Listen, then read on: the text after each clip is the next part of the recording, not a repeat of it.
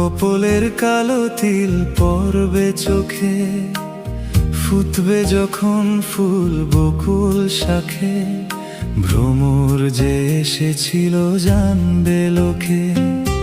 আয়নাতে ওই মুখ দেখবে যখন, কপলের কালো তিল পড়বে চোখে, ফুটবে যখন ফুল বকুল শাখে, ভ্রমর যে এসেছিল জানবে লোকে।